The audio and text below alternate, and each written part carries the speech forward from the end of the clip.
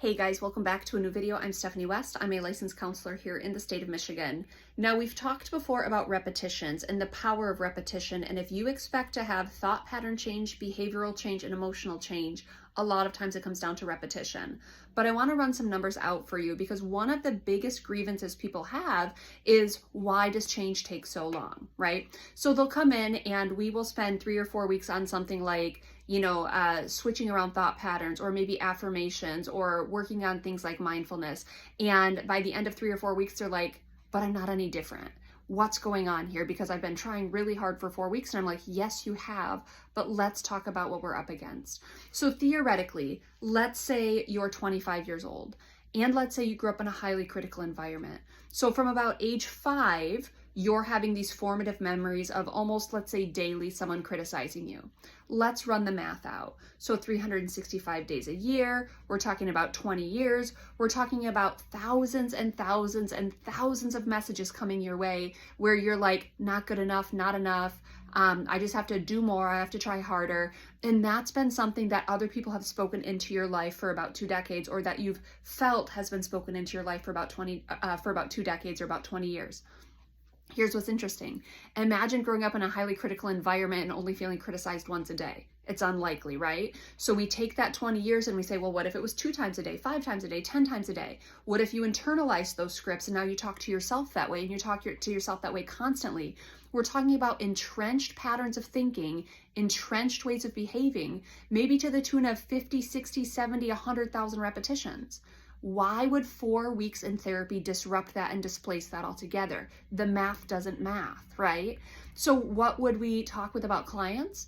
Well, if you want to unsettle something that's running on autopilot, we call attention to it, we decide what we want to replace it with, and then we practice, and then we practice, and then we practice. And so I'm talking to clients about, you know what, you write down that truth statement and you read it 100 times a day. And they're like, well, that's aggressive. Who has time for 100 times a day?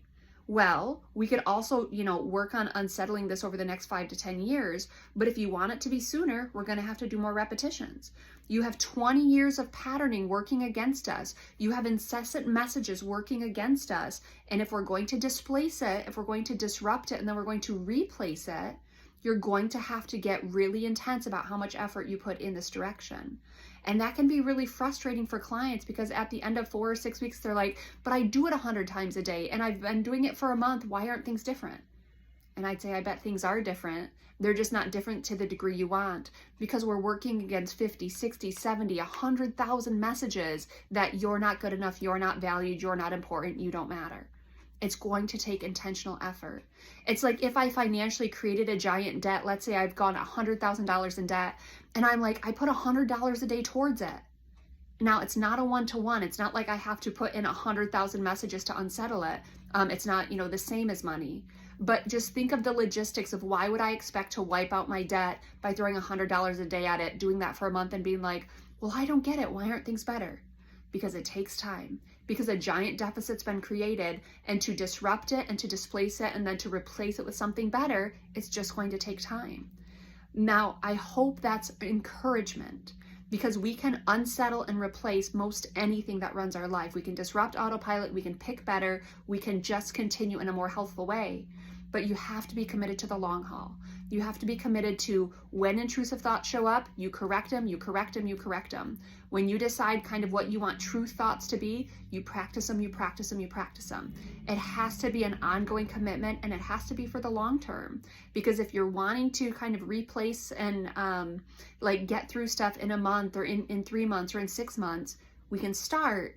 We're just not going to dismantle things, because things have been entrenched possibly for decades. They've been entrenched possibly ad nauseum for tens of thousands of repetitions. It's going to take a long time to dismantle that, but I promise you, friends, it is worth that effort. And if it's not moving quickly, I can do that again. If it's not moving quickly enough for you, let's up the repetitions.